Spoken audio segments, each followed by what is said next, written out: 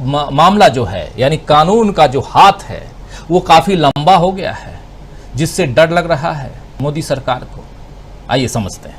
हमारे साथ कुछ वरिष्ठ साथी जुड़े हुए हैं, उन सबसे आपका परिचय करवाता हूं। आगे बढ़ते हैं हमारे साथ। इस वक्त देखिए 6 वरिष्ठ साथी जुड़े हुए हैं। विजय शंकर सिंह जी जुड़े हुए हैं, नजदीक से जानते हैं, आपका स्वागत करता हूं। हमारे साथ जुड़े हुए हैं प्रमोद अग्रवाल जी, प्रमोद अग्रवाल स्वागत है। हमारे साथ जुड़े हुए सुनील शुक्ला जी, सुनील जी आपका स्वागत। प्रशांत टंडन जी आपका स्वागत करता हूं। दीपक पाचपोर जी आपका स्वागत है और अमलेंदु उपाध्याय स्वागत करता हूं। स्वागत इस्तकबाल आप तमाम दोस्त साथी शुभचिंतक आप सबका जो अब तक जुड़ चुके हैं, जुड़ने वाले हैं। इस कार्यक्रम में दो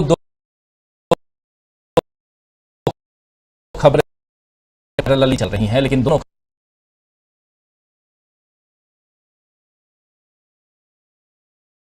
बीच जो सवाल उठता है कि क्या खिसक रही है बीजेपी की जमीन, ये समझने की कोशिश से लेकर के दिल्ली तक कुछ न कुछ तो चल रहा है, और वो क्या चल रहा है, क्यों चल रहा है, यही यहां हम समझते। सबसे पहले प्रशांत टंडन जी, दोनों खबरें, एक तो कर्नाटक, उस पर चर्चा करेंगे, लेकिन उससे पहले थोड़ी सी चर्चा चाहता हूं कि कानून मंत्री पर कर ली जाए चर्चा। और कानून मंत्री ही नहीं, उनके साथी भी हटाए गए। एक को गृह मंत्रालय और दूसरे को अर्थ मंत्रालय भेजा गया जमीन के देखने के लिए। आखिर क्या कारण है कि दोनों हटा दिए गए?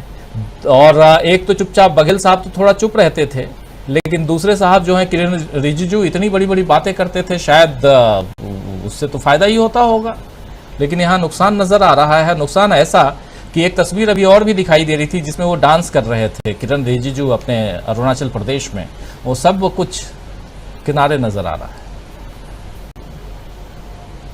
आपने बहुत रोचक टाइटल लगाया है, खिसक रही जमीन, और उसका अध्ययन करने के लिए अब किरण रिजिजू को भेजा गया है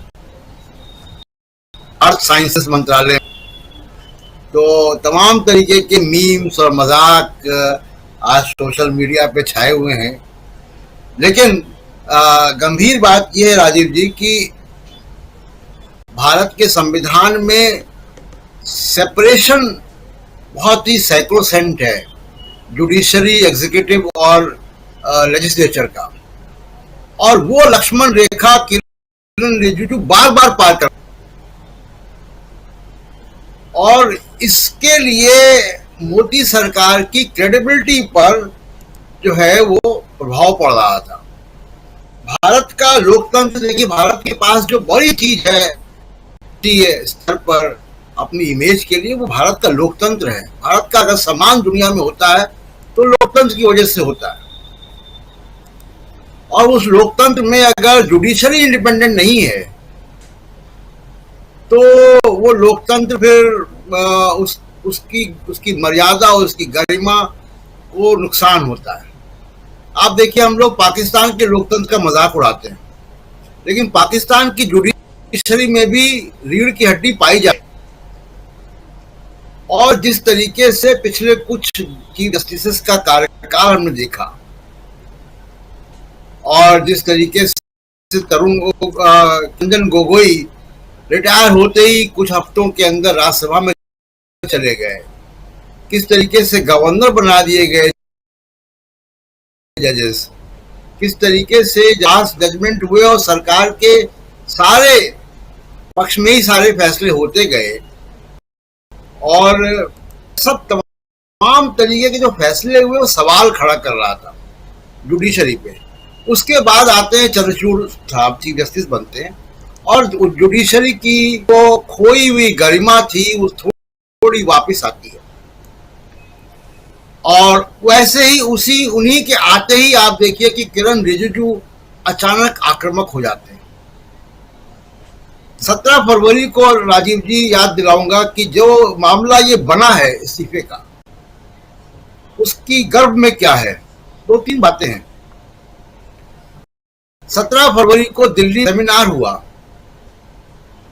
और उस सेमिनार में प्रशांत भूषण थे, उसमें 3 फॉर्मर जजेस थे सुप्रीम कोर्ट के, और वहां पे सभी जजेस ने, जस्टिस वहां पे जस्टिस गुप्ता थे, जस्टिस अभी नाम याद आ जाएगा, तो वो 3 जजेस सुप्रीम कोर्ट के थे। अब उनकी मौजूदगी में वहां पे कुछ भाषण हुए, बहुत अच्छा वो सारे भाषण भी। जस्टिस यूयू ललित ने बहुत अच्छा भाषण दिया, जस्टिस गुप्ता ने बहुत अच्छा भाषण दिया, प्रशांत भूषण थे वहां पे कई और एकेडमिशियंस थे जिन्होंने अच्छे भाषण दिए। और उस भाषण में यही बातें की गई कि कॉलेजियम जो है वो क्या है। जस्टिस यूयू ललित ने कॉलेजियम के बारे में बताया कि कॉलेजियम क्यों जरूरी है, हम अपॉइंटमेंट कैसे करते हैं। बहुत बढ़िया भाषण था वो। किरण रिजिजू ने उन भाषणों को ये कहा और जजेस को कहा, जो जजेस वहां गए थे, कि ये एंटी इंडिया सदस्य हैं, मैं कार्रवाई करूंगा।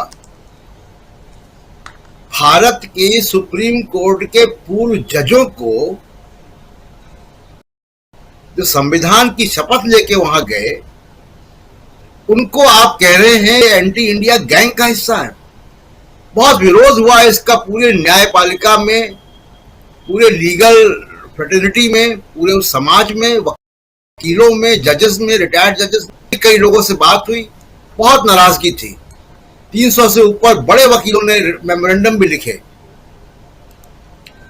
मुझे लगता है कि वो एक बहुत बड़ा एक कारण बना कि रिजिजू के जाने की वजह से, क्योंकि उसकी वजह से फ्रिक्शन बहुत बढ़ गया था। सरकार और जुडिशरी में मतभेद बढ़ गए थे। इंपॉर्टेंट बात क्या है कि अब क्यों किया गया। अभी बहुत सी गोट फंसी हुई है सुप्रीम कोर्ट। अभी देखिए अडानी का मामला आया है, सेबी ने कहा और क्या नहीं कहा, हम सब कवर कर चुके हैं और बता चुके हैं आप भी कि सेबी ने किस तरीके से यूटर्न लिया और जांच करने के लिए और समय मांगा। सुप्रीम कोर्ट अडानी के मामले में बहुत सख्त रवैया अपनाएगा। तो आप समझ ले, हमारे दर्शक भी जानते हैं, हम सब जानते हैं कि आज किस पे आएगी। राहुल गांधी संसद में फोटो दिखा चुके हैं, तो कोई बात छुपी हुई नहीं है। राहुल गांधी का मामला आज या कल सुप्रीम कोर्ट में पहुंचेगा। मैं जिस तरीके से ट्रेंड देख रहा हूं और जिस तरीके से रिटायरमेंट के दिन जस्टिस शाह का बयान आया और वो मीडिया से उन्होंने बात की, मैं उससे अंदाज लगा रहा हूं कि नरेंद्र मोदी की मंशा ये है कि राहुल गांधी को 2024 तक संसद से बाहर रखा और 2024 के लोकसभा की चुनाव की प्रक्रिया से ही बाहर रखा जाए। उसके अलावा और भी बहुत से मामले हैं सुप्रीम कोर्ट में। पार्टीज के फंडिंग का मामला है, मामले हैं जो कि सरकार को बड़ी मुश्किल में डाल सकते हैं। मुझे लगता है कि सरकार ने, जिसको अंग्रेजी में कहें कि ऑलिव ब्रांच, यानी दोस्ती का हाथ बढ़ाया है सुप्रीम कोर्ट की तरफ, कि जिससे आपको दिक्कत है उसको हम भूगर्भ में भेज देते हैं। तो मुझे ऐसा लगता है कि इस इस्तीफे का या इसका जो विभागों की अदला बदली हुई है उसका एक कारण यह है। और एक आखिरी बात और बता दूं कि डॉक्टर अंबेडकर के समय से पहले कानून मंत्री हमारे देश के, डॉक्टर अंबेडकर के समय से किरण रिजिजू तक कानून मंत्रालय कैबिनेट का हिस्सा रहा है, कैबिनेट मंत्रालय का। Arjun Meghwal minister of state हैं, उनके बारे में भी सोशल मीडिया में बहुत कोरोना के समय वो कोई एक भाभी जी पापड़ की ब्रांडिंग कर रहे थे। खैर अलग एक मामला है, लेकिन एमओएस हैं वो। तो ये भी एक फैक्ट है जो कि रेखांकित किया जाना चाहिए। राजीव जी। जी बिल्कुल, कानून मंत्रालय कैबिनेट का हिस्सा, लेकिन क्या अभी कैबिनेट का हिस्सा आखिर क्यों नहीं है? एमओएस के हवाले कानून मंत्रालय स्वतंत्र प्रभार अर्जुन राम मेघवाल को, और क्या अर्जुन राम मेघवाल को कानून मंत्रालय देकर राजस्थान को साध पाएंगे प्रधानमंत्री नरेंद्र मोदी या बीजेपी साध पाएगी? ये राजस्थान में जो भी चल रहा है, जिस प्रकार की भी नौटंकी जो भी चल रही है, वो उसमें क्या बीजेपी सफलता पाएगी या वसुंधरा राजे सिंधिया के सामने अर्जुन राम मेघवाल को खड़ा करके क्या बीजेपी सफल हो पाएगी, या कर्नाटक में बीजेपी को एसटी और एससी ने जो वहां जमीन दिखाई है उस खोई हुई जमीन को पा पाएगी बीजेपी? बहुत सारे सवाल आने वाले चुनावों में आप लोगों को उसके जवाब मिलेंगे, लेकिन अभी जो कुछ